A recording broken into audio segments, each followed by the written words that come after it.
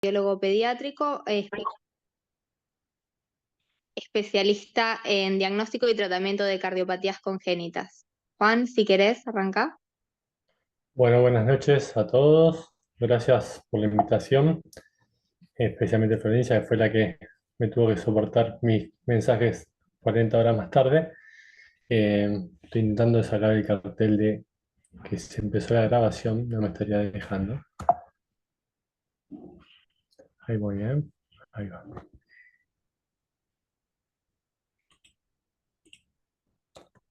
Bueno, eh, vamos a hablar un poco de cardiopatías congénitas en el adulto. Es un tema bastante amplio. Voy a intentar abordarlo lo menos posible porque las cardiopatías congénitas del adulto la podemos abordar desde pacientes que les caigan al consultorio o a la sala de ecografía sin un diagnóstico previo de su cardiopatía congénita, hasta el otro extremo de pacientes con múltiples cirugías en un estado evolutivo que ustedes puedan desconocer sin siquiera saber cuál fue el protocolo quirúrgico, cuál fue el tipo de tratamiento.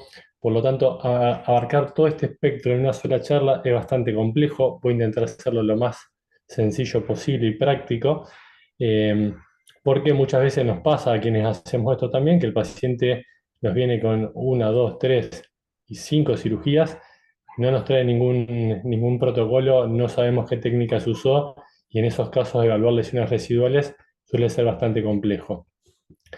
Para empezar, un poco por la estadística, en la edad adulta las cardiopatías congénitas más frecuentes, sin lugar a dudas, sigue siendo la CIA, sea con diagnóstico previo o no, es la cardiopatía congénita más frecuente en el adulto, seguido por la CIB en la mayoría de las series americanas y europeas. Yo ahora les voy a mostrar un trabajo que se hizo en Buenos Aires que es un poquito diferente, y seguido también después de valvulopatía, sobre todo la estenosis pulmonar, falot, estenosis aórtica y coartación, y van a ir disminuyendo la etiología en función y la frecuencia en función de que aumente la complejidad, pero esto está empezando a ver un cambio porque según cuando sea el estudio, podemos ver que, por ejemplo, fisiologías univentriculares, a lo mejor estudios de 15 a 20 años atrás, los pacientes todavía no tenían una edad adulta y ya hoy tenemos muchos pacientes que han sido operados en los 90 que tienen 30 y pico de años y están en una clase funcional adecuada. Son pacientes que no sabemos cuánto van a vivir y en qué condiciones lo van a hacer. En la actualidad, yo tengo una paciente que está pisando los 60 años con una fisiología univentricular, que es cuando se hacía el atrio pulmonar, ni siquiera se ponía el tubo extracardíaco, y es una paciente que está muy bien. Pero bueno, es un desafío año a año, cada mes que llega y no, todavía no vino, tengo la duda de por qué todavía no vino, y por suerte todavía sigue concurriendo. Lo que les decía recién, fíjense, este cuadro está en la guía de la Sociedad Argentina de Cardiología que se publicó en el 2001. Son datos de Filadelfia. La CIA sigue siendo la más frecuente, seguía la CIB, lo que les decía, estenosis valvular pulmonar, falot, obstrucciones al tracto de salida izquierdo. La coartación de aorta la consideramos una patología obstructiva izquierda, pero separada de las del tracto de salida. Ductus, síndrome de Eisenmenger, que por suerte cada vez vemos menos, pero todavía algo se sigue viendo, transposición y canales AB. Sin embargo, fíjense que el Hospital de Niños Ricardo Gutiérrez hizo en el 2005 un estudio propio del hospital con 700 pacientes que incluía 40 años de seguimiento en pacientes adultos, y si bien concluía que la CIA es la cardiopatía más frecuente, en la población de ellos el falot era la segunda en frecuencia, los ventrículos únicos eran las terceras, y fíjense que la CIB eran las cuartas. Probablemente este estudio tenga algún sesgo que la cirugía de fisiología univentricular se desarrolló en este hospital. El doctor Kreuzer, Guillermo Kreuzer, que aún vive, desarrolló el atrio pulmonar en el Hospital Gutiérrez. Por lo tanto, la población de ventrículos únicos que se ve en este hospital o que se veía en este hospital es muy grande, y a lo mejor eso sea el sesgo por el cual el ventrículo único está por encima de la CIB. Cuando hablamos de CIB, hablamos de CIB aislada, no la CIB en el contexto de un falot, una doble salida o en algunas otras patologías en las cuales la CB es parte del complejo total. Como les decía, esta es la última guía argentina del 2021. Las europeas son de un año anterior, son bastante similares, no hay grandes cambios, pero sí me interesa que podamos separar en cuatro o en tres grupos, mejor dicho, los tipos de patologías, porque tenemos que, cuando uno le llega un paciente con la bolsita, con 500 estudios previos y no tiene el tiempo en la vida real de ponerse a ver todos los ecos previos, todos los partes quirúrgicos, por ahí intenta agrupar en un primer contacto para poder evaluar al paciente. Y es importante que tengamos en cuenta qué es simple y qué es muy complejo. Obviamente que tenemos cosas intermedias, pero sabemos que las valvulopatías aórticas aisladas suelen ser patologías simples, las mitrales aisladas, salvo los clef o los parachute, son patologías simples. La patología mitral también, como en adulto, cada vez se ve menos, pero si excluimos el clef y el parachute, son patologías sencillas. Lo mismo ocurre con las CIA chicas, con las CIB pequeñas, con los ductus, las enfermedades valvulares pulmonares. Dentro de las patologías reparadas, los ductus, que son muy frecuentes, tanto de prematuro como de paciente de término, también son patologías simples. CIA o CIB que estén corregidas sin lesiones residuales son patologías sencillas que en general no nos traen complicaciones en el seguimiento a largo plazo. Pero en el otro extremo ya tenemos las patologías, las fisiologías univentriculares. Y dentro de la fisiología univentricular, ustedes saben o habrán visto alguna vez o habrán leído que la fisiología univentricular es todo un capítulo porque son un montón de patologías en las cuales hay mezcla total de sangre y no es solamente el ventrículo único definido como la doble entrada de las válvulas AB a un ventrículo único izquierdo, sino que pueden ser atresias mitrales, atresias tricuspídeas, atresias pulmonares, atresias aórticas, estenosis de una de las válvulas, doble salida de un vaso que cabalguen completamente en un ventrículo. O sea, hay un montón de patologías que tienen una entidad anatómica diferente, pero que tienen un común denominador que es la mezcla total de sangre y que las podemos nuclear como fisiología univentricular, que a nivel quirúrgico todas van a seguir los mismos pasos, entonces es una forma de simplificar cuando hacemos un eco qué tenemos que ir a evaluar en un paciente que está todavía no reparado, no sería en un caso de un adulto, pero quienes vemos chicos, y en un paciente adulto poder intentar evaluar cómo son los retornos venosos y qué tipo de cirugía se hizo para poder concluir que tenga algún grado de obstrucción o no y cómo es la función del ventrículo único que tenga funcionante. En el medio tenemos un sinfín de patologías, desde enfermedades de Epstein, leves, moderadas a severas, fístulas, drenajes venosos anómalos totales o parciales, canales AB, coartación, Fallot, estenosis subvalvular, aórticas subvalvulares o supravalvulares. Bueno, hay un montón de patologías que son las más frecuentes que vemos como lesiones residuales en el adulto, que tenemos que tener un común denominador de qué evaluar en estos pacientes a futuro, que es lo que voy a tratar de transmitirle en esta charla. Obviamente que si hablamos de patología, como les decía, la podemos nuclear como leve, moderada o severa, pero también algo que me interesa a mí es que podemos hablar de patologías que ya están corregidas, patologías que están paliadas o pacientes sobrevivientes a una patología. La patología corregida es aquella que quedó sin lesión residual importante, que no quedó con un cortocircuito importante y que cupe hueses uno a uno, como daba los ejemplos anteriormente, la CIA reparada o la CIB reparada sin lesiones residuales. Dentro de las paliadas son aquellas patologías como los ventrículos únicos o las patologías con insuficiencia cardíaca, que hay que hacer o un cerclaje de la arteria pulmonar para disminuir la insuficiencia cardíaca, y a veces en los medios hospitalarios el paciente con el cerclaje anda muy bien, y como anda muy bien desaparece el control y cae décadas después en cianosis importante y con ventrículos sometidos a una sobrecarga de presión muy marcada que hace que deteriore su contractilidad y la posibilidad de tratamientos posteriores se nos ve muy acotada. En el otro extremo son los pacientes que son muy cianóticos, que no son reparables en una primera instancia por diversos motivos, puede ser por la edad, por el peso, por una anatomía totalmente desfavorable, en los cuales se hace alguna derivación sistémico-pulmonar para aumentar la oxigenación y así mejorar la saturación, pateando para adelante una eventual terapéutica correctiva, y los sobrevivientes, que son estos que les decía que llegan a una edad adulta con patologías moderadas o complejas, que fueron, entre comillas, corregidas porque pueden tener prótesis, tubos valvulares, tubos porcinos, derivaciones auriculoventriculares, ventriculoarteriales, tunelizaciones, tubo Rastelli, un montón de variantes anatómicas. Por eso es muy importante quienes hacemos congénita al adulto, conocer las técnicas quirúrgicas, conocer qué materiales se usan, qué tipo de cirugía predispone a tener estenosis residuales, cortocircuitos residuales, insuficiencias valvulares residuales, para tener así un seguimiento correcto y poder no solo hacer el eco, sino tomar conducta posterior. Ustedes saben muy bien que quienes hacemos este tipo de patologías, hacemos el eco y después también somos su cardiólogo de cabecera. No podemos decirle, tome el informe y vaya a ver a su cardiólogo porque somos nosotros mismos. Entonces, en general, mientras hacemos estos estudios, vamos pensando qué le vamos a ofrecer a este paciente con lo que llegamos, lo que vamos viendo. Por lo tanto, es muy importante que conozcamos el tipo de cirugía que tiene realizado el paciente.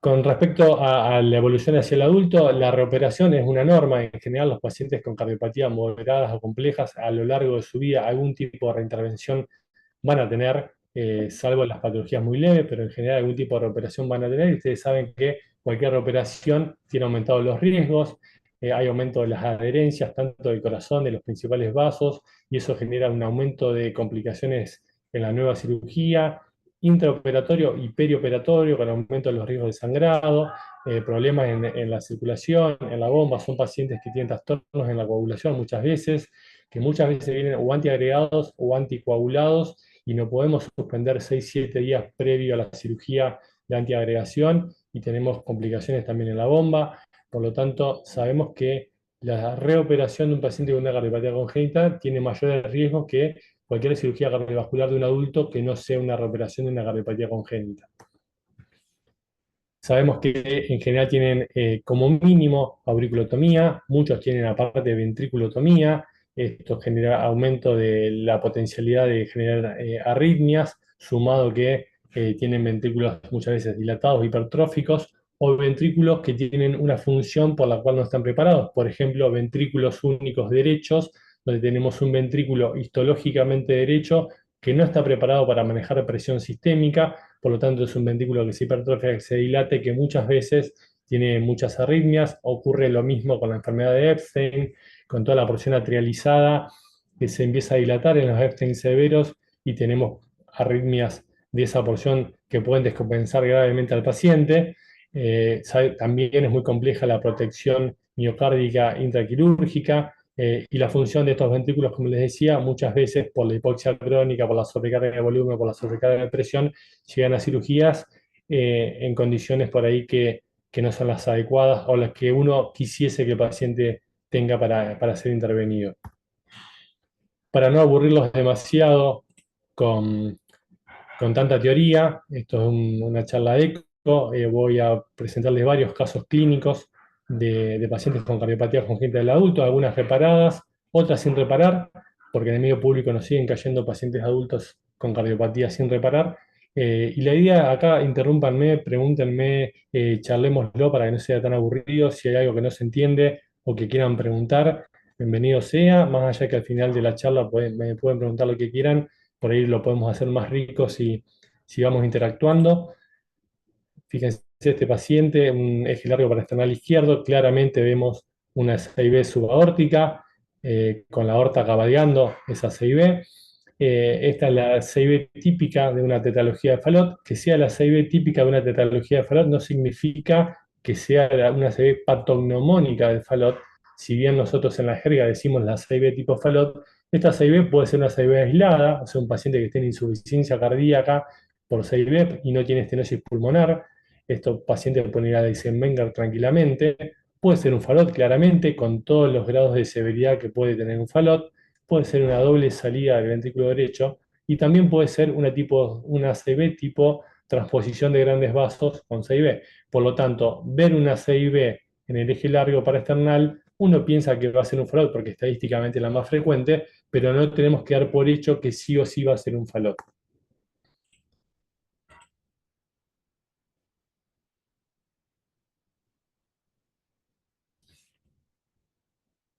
Fíjense, este otro paciente, perdón que ahí vuelvo para atrás. Otro paciente con una CB muscular grande, ¿sí? Estos son pacientes poco frecuentes. Ustedes saben que las CB musculares con el paso del tiempo tienden a achicarse o a disminuir su tamaño, y lo que tienen de bueno es que tienen excelentes bordes y son de los pocos pacientes que podemos ofrecerles un cierre percutáneo de su CIB. Obviamente que para poder cerrar una CIB tenemos que estar totalmente seguros que las resistencias pulmonares son bajas. Acá tenemos otro paciente. Fíjense, es el mismo paciente, un eje largo paraesternal y un eje de 4 cámaras. Tiene una CB, esta no es perimembranosa, fíjense que es muscular alta, a diferencia del caso anterior, donde la CB muscular era medio ventricular. Acá tenemos que es bien alta, y lo que se ve claramente es que tiene un poco de borde muscular ante las válvulas. No es una CIB subtricuspidia, sino es una muscular alta, y eso es muy importante. Por más que sea una CIB grande, como en este caso, con repercusión hemodinámica, cuando uno sigue una CIB muscular, primero que tiene la ilusión de que se puede llegar a achicar o a cerrar, y lo que les decía hace un rato, son pacientes que eventualmente podemos pensar en un tratamiento percutáneo. Y otro dato para nada menor, importante en las CIB musculares, a diferencia de las perimembranosas, que este tipo de CIB no se relacionan, operados en buenas manos, por supuesto, con bloqueo AB perioperatorio, porque las de GIS les pasa lejos, a diferencia de una perimembranosa, que si bien cada vez vemos menos bloqueo AB, a veces donde hay que poner el parche pasa el GIS, y estos pacientes con algún punto en la sutura del parche salen bloqueados, y en algunos casos necesitamos poner marcapasos definitivos después de la semana de la cirugía.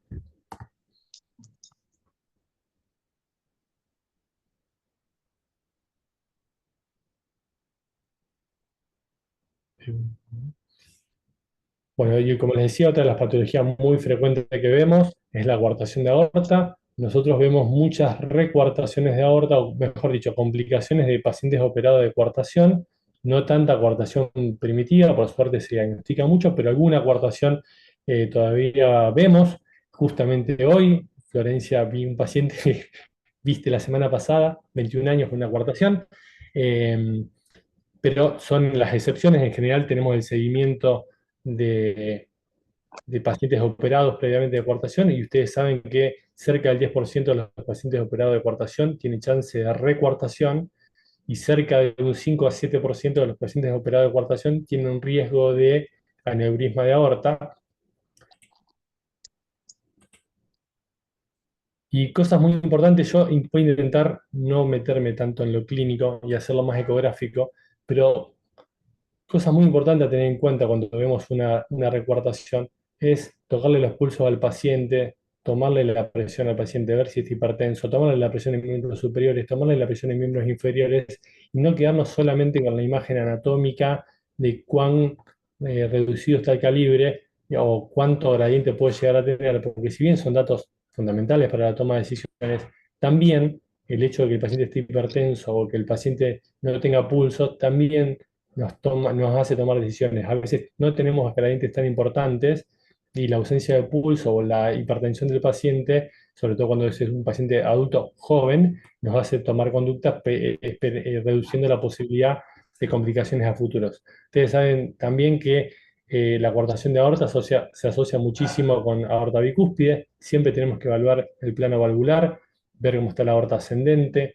Se asocia con CIB. Y otra cosa que por ahí no se tiene muy en cuenta, pero que la tenemos que pensar, se asocia con el aneurisma de polígono de Willis a lo largo de la vida. Por lo tanto, pacientes corregidos de coartación que tengan algún tipo de sintomatología neurológica, tenemos que acordarnos siempre que pueden tener un aneurisma del polígono de Willis. Algunos centros del mundo los estudian de manera rutinaria, con resonancia del sistema nervioso central. En nuestro medio, por un tema de costos, no se hace, pero tenemos que tenerlo presente que muchas veces pueden tener también complicaciones. Son pacientes que tienen aortopatías, o mejor dicho, arteriopatías, y pueden tener complicaciones en otras partes del organismo. Fíjense, este paciente ha operado a los 2 años de vida. Si bien parece una cirugía en tiempo y forma, los 2 años para la actualidad es tarde. Los pacientes que se operan de coartación de aorta en el primer mes o en los primeros 2 meses de vida, y cuando pasan los 6 meses de vida sin estar operados, las chances de que queden hipertensos son muy altas, por más que los corrijamos después a los 6, 7 meses o al año de vida y anden bien, los pacientes quedan hipertensos, y eso aumenta la posibilidad de que tengan aneurismas posteriores. Este paciente tenía 18 años, fíjense ya en el bidimensional, lo reducido, primero era una acordación localizada, tenía estrechez del arco transverso y la porción proximal, yuxtaductal y posterior a la emergencia de la subclavia izquierda. Y en el Doppler vemos un gradiente cercano a 40 milímetros de mercurio. Y otro signo que es sinónimo de severidad es que tiene la rampa diastólica, la diástole está ocupada por flujo, y es un predictor de severidad mayor aún que el gradiente pico sistólico. Es decir, los pacientes que tienen rampa diastólica ya la consideramos coartación severa independientemente de la edad que tenga, y es un criterio para tomar decisiones. Este es el mismo paciente, fíjense, se le hizo una tomo, pudimos localizar bien cuál era el sitio de mayor obstrucción. Y este es otro paciente que les decía se operó al año de vida y lo veníamos controlando, quedó hipertenso y a los 10 años de vida desarrolla, fíjense, a ver si corre, ahí está, fíjense el aneurisma que genera a nivel de la aorta torácica descendente. Estos pacientes son un riesgo porque están hipertensos, tienen esta pelota ahí con riesgo de que pueda seguir aumentando su tamaño y eventualmente complicarse.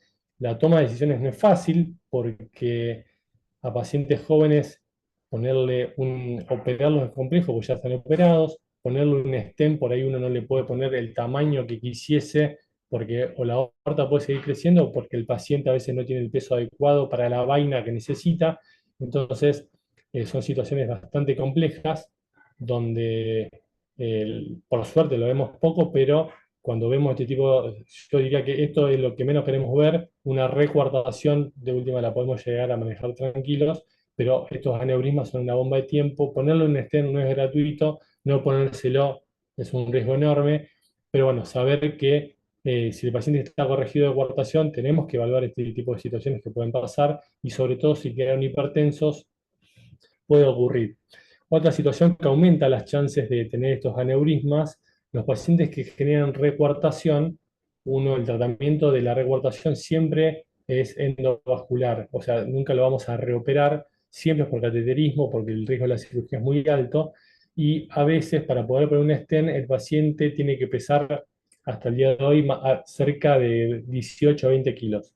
Si el paciente pesa menos de eso, lo que le podemos ofrecer es balonear la lesión para disminuir eh, la resistencia que genera y el gradiente, mejorar un poco la sintomatología, pero sabemos que es tejido elástico que se va a seguir recuartando, y cuanta más dilataciones con balón hagamos, mayor ruptura de la pared y mayor chance que no solo tengamos recuartación, sino que también tengamos aneurisma de la pared. Por lo tanto, hay que ser un poco conservador con las recuartaciones, intentar llegar al peso necesario para poder poner un stent, y cuando vayamos a poner un stent, si podemos poner un stent forrado, aún mejor, porque el stent forrado nos va a disminuir sustancialmente las chances que tengamos un aneurisma posterior. El problema que tenemos con los stent forrados es que a veces la coartación compromete la emergencia de la subclavia izquierda, y en esos casos no podemos poner un stent forrado porque nos llevamos puesto la subclavia, pero si tenemos buenos márgenes de seguridad para poner stent forrado, nos permite expandir mucho más la aorta y dilatarla más con mayores márgenes de seguridad, y en la actualidad tenemos extenders expandibles donde en un futuro, si se vuelve a coartar, podemos entrar con un balón y volver a dilatar ese stent que habíamos puesto anteriormente.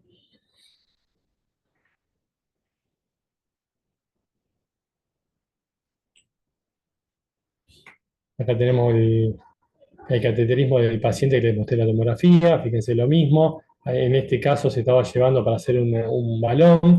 Fíjense lo que les decía, la emergencia de la subclavia relacionada con la coartación. A este paciente no se le podría poner un stent forrado, tendríamos que poner un stent convencional, porque si ahí tapamos la emergencia de la subclavia, vamos a tapar la emergencia de todo el brazo izquierdo. Por lo tanto, este paciente se lo baloneó hasta que llegó a un peso adecuado para poner un stent convencional, sabiendo que tiene menos, o le va a ir tiene estadísticamente menos chances de que le dure para toda la vida, como si ocurre con un stent forrado. Acá está el paciente que les contaba del aneurisma. Fíjense por el cateterismo con sustracción, lo grande que es en relación con las paredes de la aorta por encima y por debajo del aneurisma. Y fíjense, miren cómo queda cuando se pone un stent forrado, cambia sustancialmente. Obviamente que el paciente sigue hipertenso. Este paciente son los que pensamos que nos estamos replanteando si de rutina no deberíamos estudiarle el polígono de Willis, porque así como tiene este hipertenso desde el año de vida y desarrolló un aneurisma de la aorta torácica, ¿por qué no pueda desarrollar en un tiempo aneurisma en el sistema nervioso central? Acá tenemos otra patología, un adulto con una trisomía 21, un síndrome de Down. Fíjense, para quienes no sé si han visto alguna vez, esto es una CIA Ostium Primum, ¿sí? No es un canal AB completo, porque si bien la válvula es única, fíjense que se comporta como dos válvulas, están al mismo nivel, ¿sí? No tenemos el escalón entre la mitral y la tricúspide, y tiene todo un mecanismo de cierre que lo hace con las cuerdas de la válvula tricúspide, del costado derecho de la válvula B única, mejor dicho, que genera un cierre parcial de esa CIB, por lo tanto el paciente se comporta como una CIA ostium primum, y eso permite que sea bien tolerada como cualquier CIA y llegue a una vida adulta con las mismas complicaciones de una CIA, es decir, posibilidades de desarrollar a lo largo de las décadas hipertensión pulmonar, arritmias, pero que clínicamente en general son bien toleradas. Yo no me quise meter demasiado, o no me voy a meter demasiado con la CIA Ostium Secundum, porque estuve repasando las charlas anteriores y sé que ya han hablado de CIA, de foramen oval, de bordes y demás. Entonces les voy a nombrar por ahí las no Ostium Secundum, que ustedes saben que todas las que no son Ostium Secundum son quirúrgicas, a ninguna se la puede cerrar por dispositivos, porque no tienen algún tipo de borde. En este caso nos llevaríamos puesto la válvula B. Pero bueno, este tipo de condición, esta variante del canal AB, que es el canal AB parcial, sí puede llegar a vida adulta sin Eisenmenger, sin insuficiencia cardíaca y que sea un hallazgo. Entonces a estos pacientes tenemos que plantearle la posibilidad de cierre quirúrgico para disminuir la posibilidad de que a futuro desarrolle severa dilatación de cavidades derechas, arritmias, hipertensión pulmonar y en la etapa final de su vida, insuficiencia cardíaca.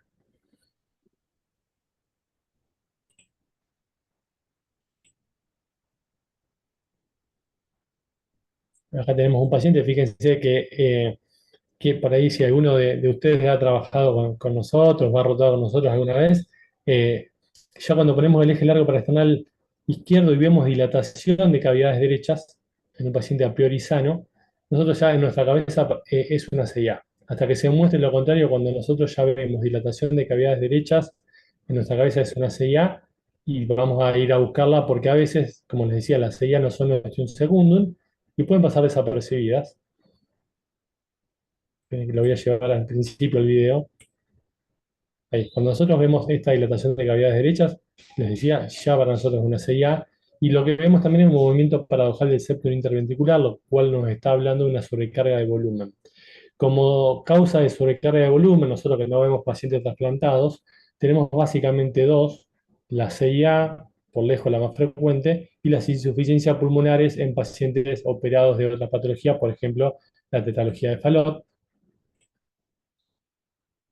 Pero si el paciente no tiene ninguna cicatriz y nos encontramos con dilatación de cavidades derechas, ya pensamos en una CIA. Y fíjense, este es el mismo paciente que cuando vamos a un subcostal, ¿sí?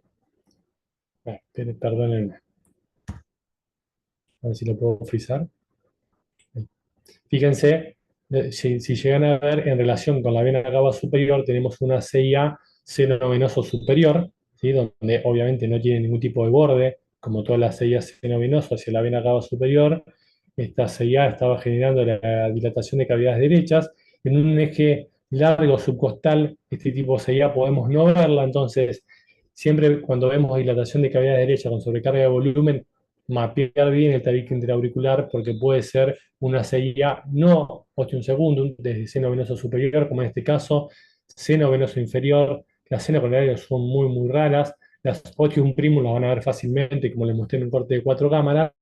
Y otra cosa en la que tenemos que pensar, que si bien en general se asocia a CIA, puede ser aislada, es la anomalía parcial del retorno venoso pulmonar. Creo que después les voy a mostrar una, creo que puse algún caso, que también genera un cortocircuito de izquierda a derecha, de volumen, sin sobrecarga de presión, que se manifiesta ecográficamente como dilatación de cavidades derechas y nos obliga a ir a buscar, cuando no le encontramos ninguna causa, mapear bien el tabique intraauricular y buscar las 4 venas pulmonares. Bueno, esta patología, por suerte, es de fácil manejo. Esto seguramente todos han visto alguna vez, algún ductus arterioso permeable. Eh, Llegan a la vida adulta porque suelen pasar desapercibidos, tanto como una CIA, porque pueden ser bien tolerados, porque son chicos. Y bueno, y acá podemos discutir qué hacer con este tipo de pacientes. Hay una línea que dice que si es un ductus silente, sin repercusión hemodinámica, no deberíamos tratarlo. Hay otra línea que, como el tratamiento percutáneo es muy sencillo y no tiene complicaciones, son de la escuela de tratarlos por la posibilidad que a lo largo de la vida el ductus pueda generar una endarteritis y de esto, que es muy sencillo de resolver, se termina transformando en una patología grave. Más allá de la conducta que uno vaya a tomar, el ductus es bien tolerado. Los casos grandes que tienen insuficiencia cardíaca no llegan a edad adulta, o si llegan son los casos que tienen Eisenmenger. En la práctica no vemos pacientes que lleguen a Eisenmenger solamente por ductus, pero sí, a mí me pasa, yo trabajo en un centro privado y una maternidad muy grande, que pacientes embarazadas, muchas veces que tienen toda la sobrecarga de volumen que genera el embarazo, eh, tienen estos ductos y a veces se confunde que puede generar hipertensión pulmonar, se terminando los embarazos antes, se termina indicando cesárea innecesariamente, por lo tanto, estar tranquilo con el ductus, evaluarlo bien, si la paciente no tiene dilatación de cavidades izquierdas, es porque el ductus viene siendo bien tolerado y no deberíamos necesariamente hacerle nada por lo pronto durante el embarazo, y posparto podríamos sentarnos a discutir si se lo cerramos para disminuir la posibilidad de tener una endarteritis a futuro.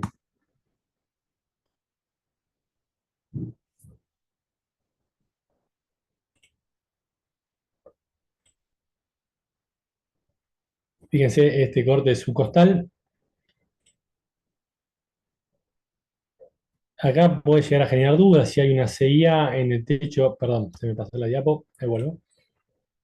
Les decía, si hay algún tipo de cortocircuito en el techo del tabique interauricular. Fíjense que al poner color se ve claramente que es una CIA bien arriba.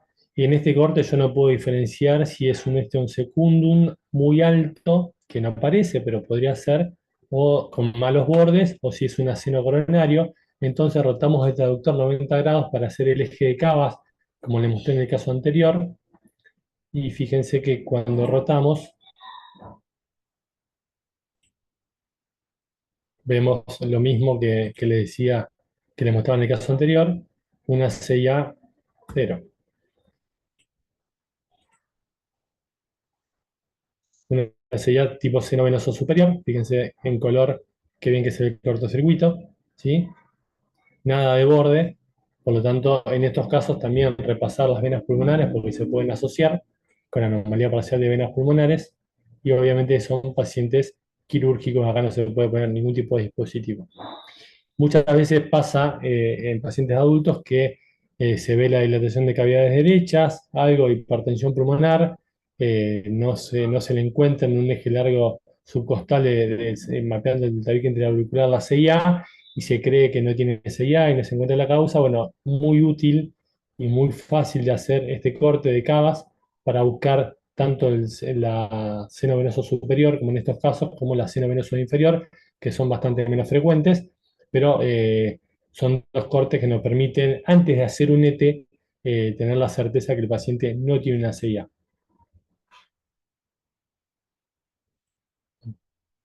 Fíjense, este caso es importante, interesante, porque no solo también vemos una CIA seno venoso superior, sino fíjense que la vena pulmonar superior derecha está desembocando también en la aurícula derecha. Es decir, que tenemos una CIA seno venoso superior con anomalía parcial del retorno venoso pulmonar, que si bien uno la va a ir a confirmar con una imagen de mayor calidad, como puede ser una angiotomo o una angio-RMI, ya con el eco yo ya tengo el diagnóstico lo voy a ir a evaluar con una imagen de mayor resolución para ver el recorrido, para ver bien la desembocadura y darle toda la información al cirujano, pero el diagnóstico es ecográfico.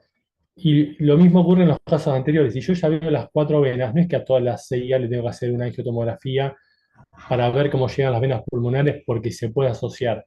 Lo que no nos puede pasar es que mandemos a un paciente a cerrar por cateterismo una vez que un segundo, ni que tenga aparte una anomalía de retorno, o que lo mandemos a operar y que el cirujano no tenga la información de que aparte tiene una anomalía de retorno. Entonces esa sospecha, mejor dicho, esa confirmación se puede hacer por ecocardio, y lo que quedaría de resorte de las imágenes de mayor resolución es para ver bien el recorrido, por dónde pasa, si se relaciona con alguna otra estructura, y darle toda esa información al cirujano, pero ya con el diagnóstico ecográfico confirmado. Este mismo paciente que veíamos recién, fíjense, la seno venoso superior las vemos, no son tan infrecuentes, ¿eh? Y por ahí no son lo ampulosas o llamativas de unas ostión segundo, por lo tanto a veces pasan desapercibidas, pero la repercusión clínica es la misma que la de ostión segundo, y el paciente va a tener dilatación de cavidades derechas.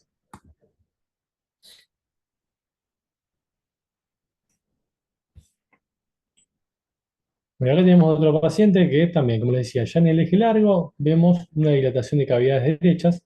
La diferencia es que este paciente le vemos que tiene una esternotomía mediana, ¿sí? Un paciente adulto que se operó al año de vida.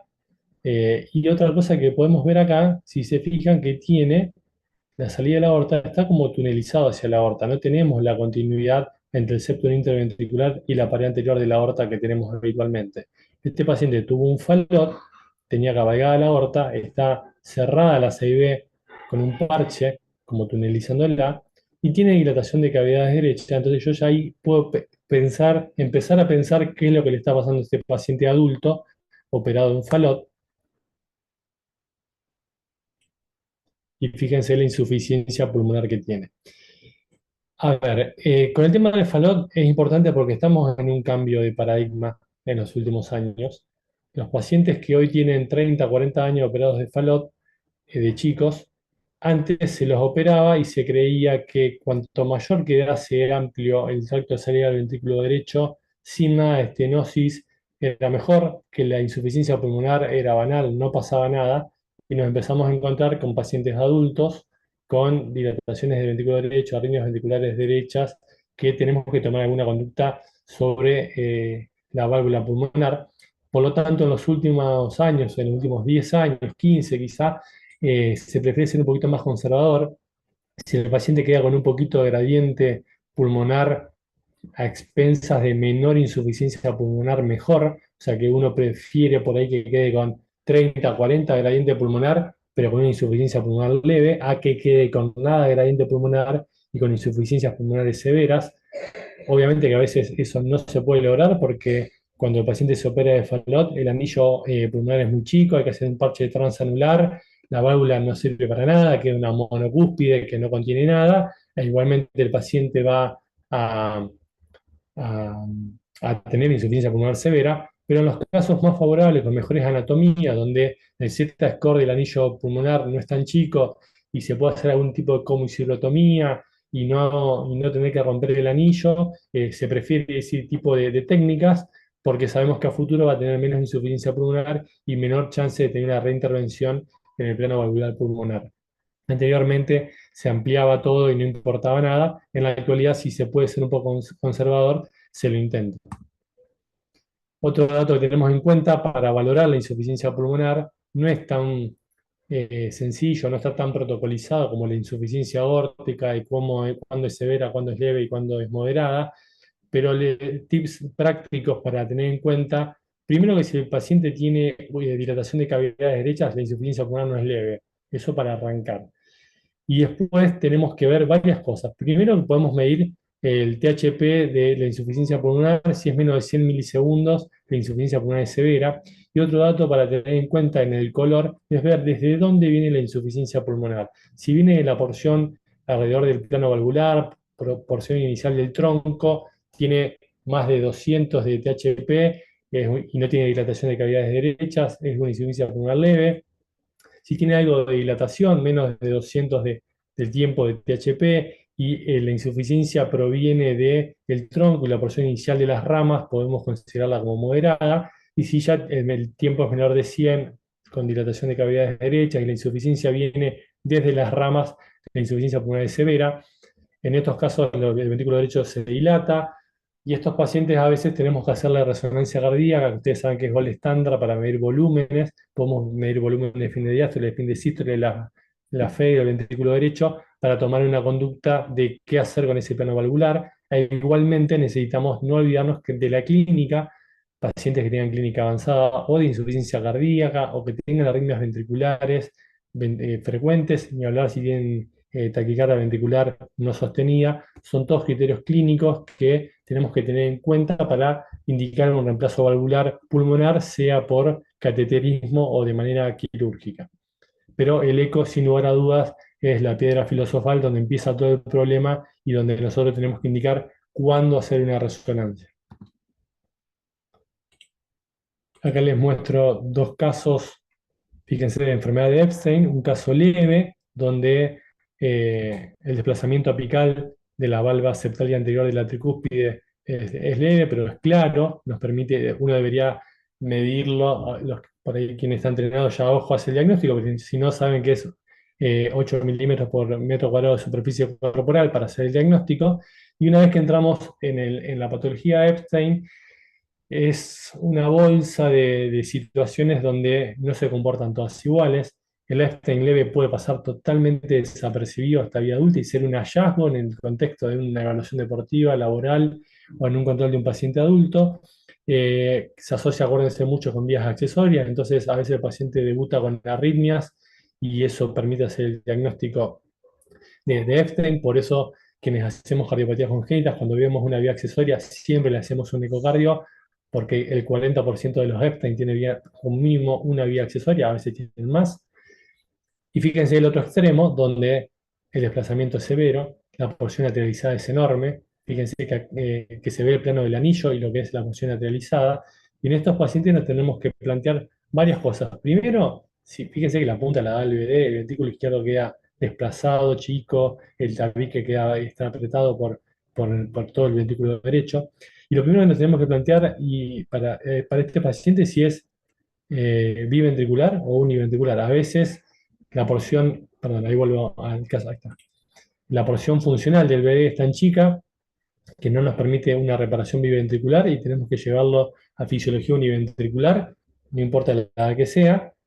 Y en algunos casos la función o el BD funcional es aceptable. Para esto hay scores que nos permiten relacionar el BD funcional con la porción atrializada, la aurícula derecha y el ventrículo izquierdo y sacar una cuenta y ver qué porcentaje de BD funcional tenemos para saber qué camino tomar. Pero muchas veces el tipo de cirugía es sobre la válvula tricúspide porque es muy insuficiente y tenemos que hacer algún tipo de plástica sobre la válvula tricúspide. No sé si ustedes han visto en adultos con cirugía válvula tricúspide, porque no es algo frecuente, pero andan muy mal, tanto las plásticas tricúspides como los reemplazos valvular tricúspides. La verdad que uno con el Epstein intenta ser lo más complaciente posible porque sabe que la opción quirúrgica no anda bien, los resultados son peores que en cualquier otra valvulopatía, por lo tanto se pueden encontrar con esto que no esté tratado y usted vea cómo puede ser que este paciente no le hiciste nada y porque sabemos que si le hacemos algo le va a ir peor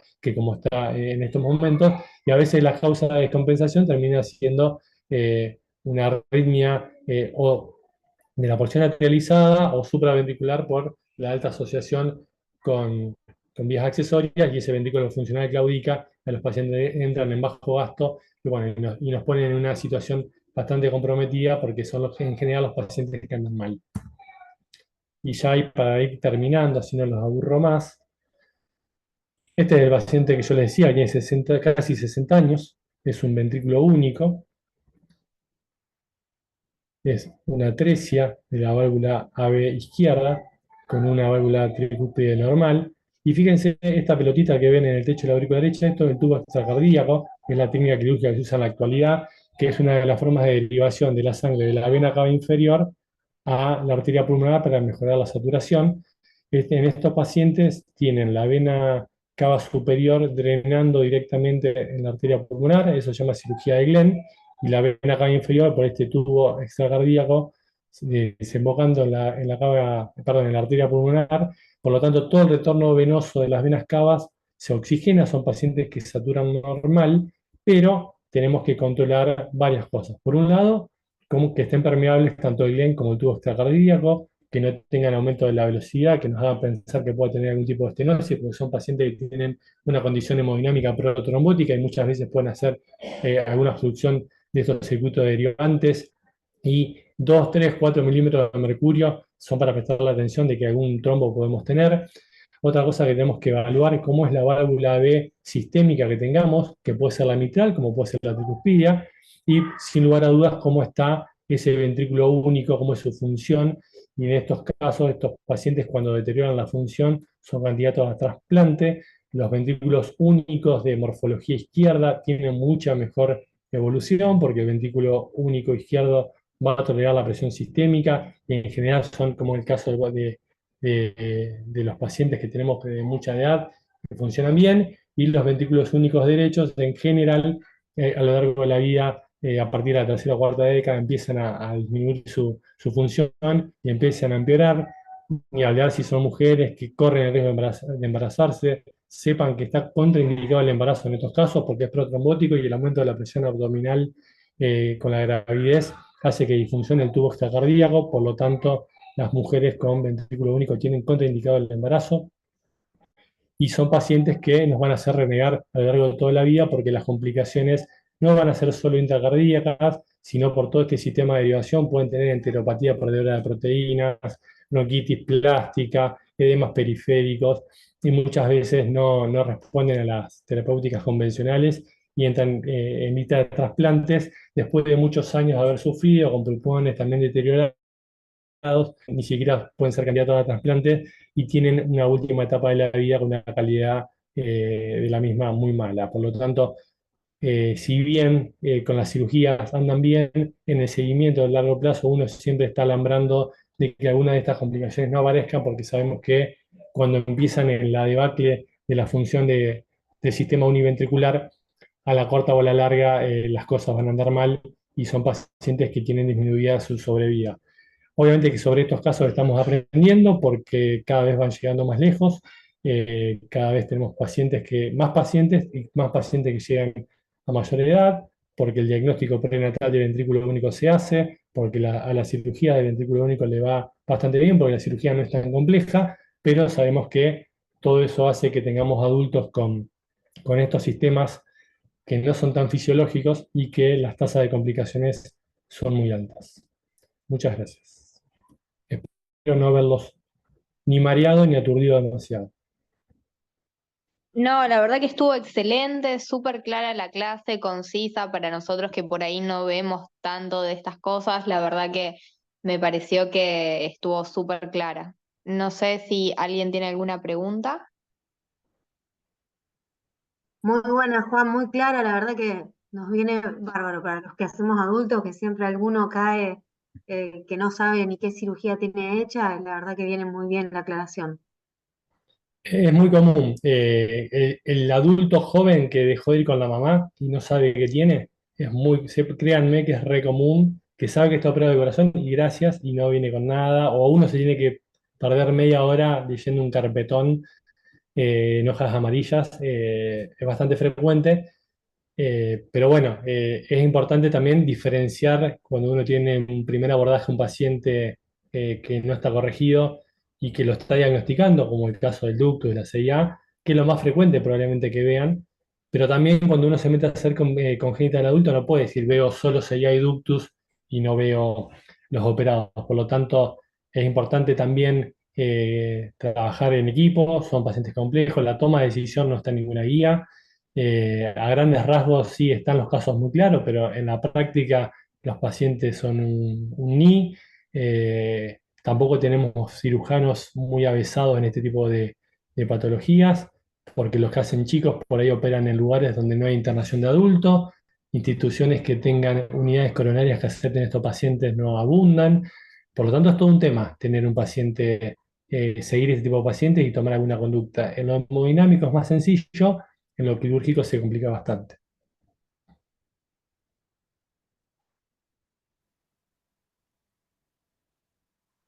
Perfecto. A mí me pasó el año pasado, recibí un paciente de unos 45 años que no tenía ningún conocimiento, él sabía solamente que estaba operado de una cardiopatía congénita y que, bueno, por lo que pude dilucidar, tenía un falot corregido, pero tenía una CIA ostium secundum gigante. Bueno, tuve que pedir auxilio porque en realidad uno puede describir técnicamente, pero yo no estoy avisada en el tema, entonces la verdad que es difícil a veces encarar ese tipo de pacientes. Sí, y aparte, acá en Rosario, que estamos hablando de Rosario, una ciudad grande con muchos años de hospitales que operan cardiopatías, no hay un centro de referencia en congénita del adulto donde vos decís, bueno, de última están todos nucleados ahí. Entonces, como cada vez sobreviven más y los resultados en edad pediátrica, la verdad que son muy buenos, a ustedes les va a caer cada vez más cantidad de pacientes que estén corregidos de algo y como andan muy bien, en algún momento van a llegar o a un control o porque van a dejar de andar muy bien, o porque van a tener un síndrome coronario, una crisis hipertensiva, una FA, un aleteo por su auriculotomía y van a caer en una unidad coronaria y bueno, y los van a tener que ver ustedes. Sí, tal cual. Sí, yo también he tenido la experiencia, aparte que, bueno, muy buena la clase, el Ateneo. Juan, muchas gracias siempre.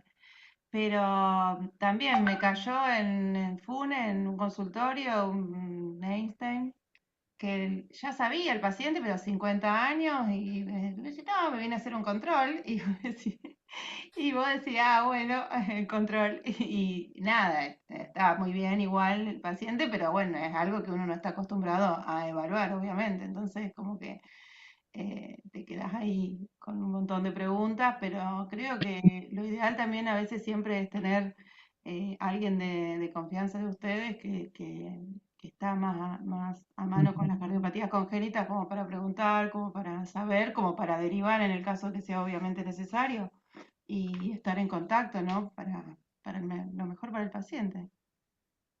Sí, esto en realidad como no deberíamos ni aclararlo, pero en esto en particular, por ahí el trabajo en equipo es clave, porque aunque uno pueda estar más familiarizado, cada paciente evoluciona distinto, las técnicas quirúrgicas cambiaron, entonces no va a ser lo mismo el falote operado que tenga 30 años que el que tenga 50, lo que se le hizo, cuanto más grande, más ventriculotomía, más arritmia, entonces también empiezan a jugar los electrofisiólogos, bueno, y entre todos tomar una conducta no es tan fácil como sí lo puede llegar a ser la CIA que nos pueda caer sin diagnóstico previo, pero que también la CIA se puede complicar cuando tiene resistencias aumentadas y sería tema de otra charla, pero por ahí remarcar quien no esté familiarizado, primero métanse, pierdan el miedo porque van a ver cada vez más. En el mundo ya hay más congénitas del adulto que congénitas pediátricas porque los chicos andan bien y llega una edad que se empiezan a amontonar en edad adulta. Por lo tanto, van a ver, quien trabaje en un centro importante, cada vez va a haber más, serán espaciadas, pero cada vez va a haber más, entonces está bueno que en cada equipo de trabajo haya alguien al menos que le pierda el miedo y que pueda y los pueda abordar y porque les repito, van a ser cada vez más y van a tener anatomías desfavorables para hacer los tratamientos, van a tener arritmias que no respondan porque van a ser atípicas, que no respondan como responden las convencionales. Y bueno, para eso uno tiene que conocer no solo la anatomía, sino también el funcionamiento que tiene ese paciente por su patología y sobre todo por la cirugía que tenga.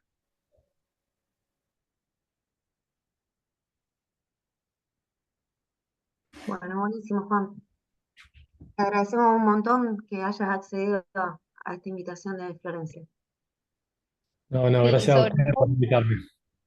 muchísimas gracias, te debo haber acosado un montón con los mensajes, pero la verdad la clase estuvo excelente. Bueno, espero que les sirva. Nuevamente, gracias por invitarme y cuando quieran, especificamos un poquito más en cosas más puntuales. Bárbaro, muchísimas gracias, Juan. Listo, chicos, que tengan buenas noches. Gracias. Aprovechamos para decir que en 15 días nos reencontramos de nuevo, va a haber una charla relacionada a amiloidosis. Buenas noches. Bárbaro. Bueno, buena semana para todos. Chao. Chao, chao.